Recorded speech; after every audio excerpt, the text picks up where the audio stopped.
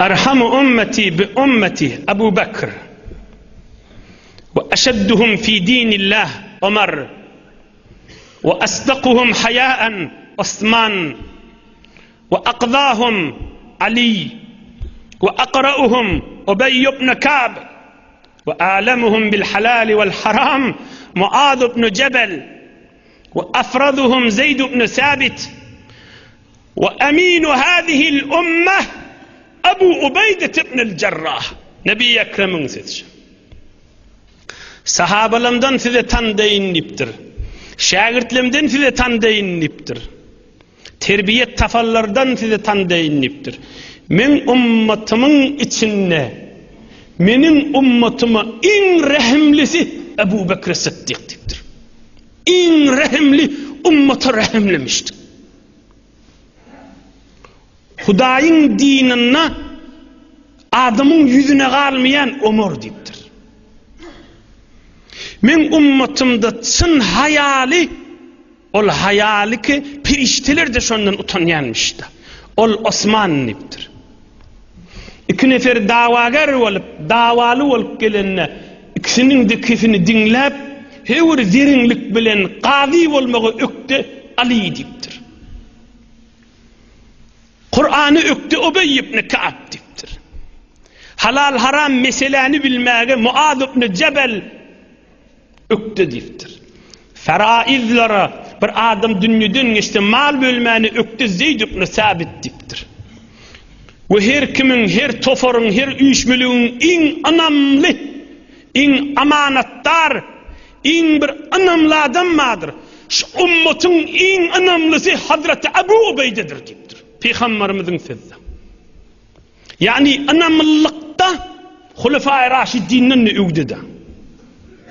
Yani olan bir hıyanatı da bağımlıdır nauzubillah. Yok.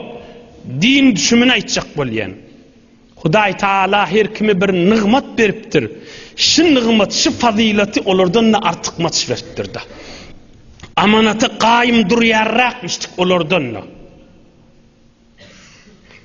Amanatı qaim duruyarrakmıştık. Açıqrağa aydeyin. جاء أهل النجران إلى رسول الله صلى الله عليه وسلم فقالوا يا رسول الله ابعث إلينا رجلا أمينا. Bir yurttan bir adamlar geliptir. Ya Resulallah bize bir en inanyan adamını iyi ver diptirler. Emin, önemli. Kırılışık, üzülüşük amanatı verecek kadın adamlar da. Nebi Ekrem Aleyhisselam aydıptır. La eb'asanna ileykum raculen aminen, hakka aminin. Sın önemli adam iyi vereyin siz bilen diptir. Size kaşıyın diptir. Festeşrafe lehel ashabı. Hom Peygamberimiz Aleyhisselam şeyle sahabeler vezdeptir da. Hom sahabeler dinlen. Hatta yakulu ba'dul ashab ferafa'tu ra'si li uriyehu nefsi. Hom sahabeler bir tavır kellen şeydir. Ödün ayttıracak bolyan bolmalla Peygamberimiz. Sen ma deydirecek bolyan bolmalla. Übdu da Peygamberimiz onu. Sın önemli adam iyi vereyin siz bilen diptir da Peygamberimiz. Hom sahabeler her gayti mereket otika kellen şeyler. Men ma bir vaqtda deydik da. Nebi Ekrem Aleyhissalatu vesselam aydıptır.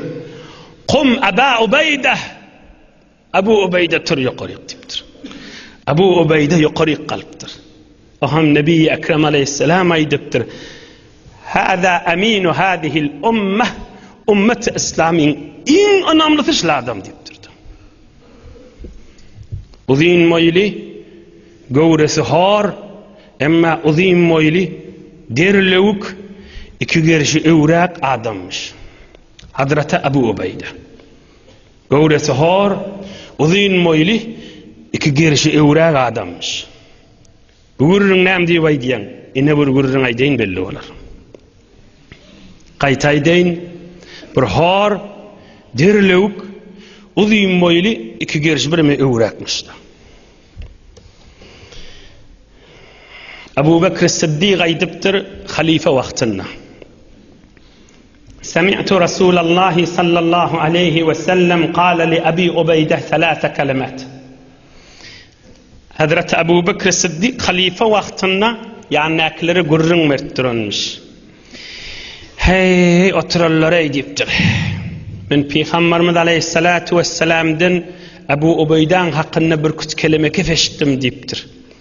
Şolary men hakkımda dağı aydan bolsa bahalı, qımmatly, qızıl mayalardan diyelerden maňa gowrak şokepler deyipdir. Maňa bahalı, ulukon diye mayalar verseler de emme şoke faydalsa gowmiya, şu bahalı, qımmatly, salim, dimdik mayalar diyeler verilse gowum diýseler, Peýgamberiň şu sözi gow diýerin deyipdir. Hom otururlar sorapdyrlar, ey Resulullah'ın halifası, näme diýdi Peýgamberimiz Abu Ubeydan hakkında? Onu ola bir gün üýşip otydyk diýipdir. Üýşip otydyk. Şu üýşmeliň içinde Abu Ubeyde de bady diýipdir. Hom Abu Ubeyde turup gitdi diýipdir. Abu Ubeyde turup gitti, yani kadam da uzun moyli, derlewik, iki gerşi ewrak. Hom turup gidenne, fa atba'ahu Rasulullah sallallahu aleyhi ve sellem basarahu, thumma aqbala ileyna.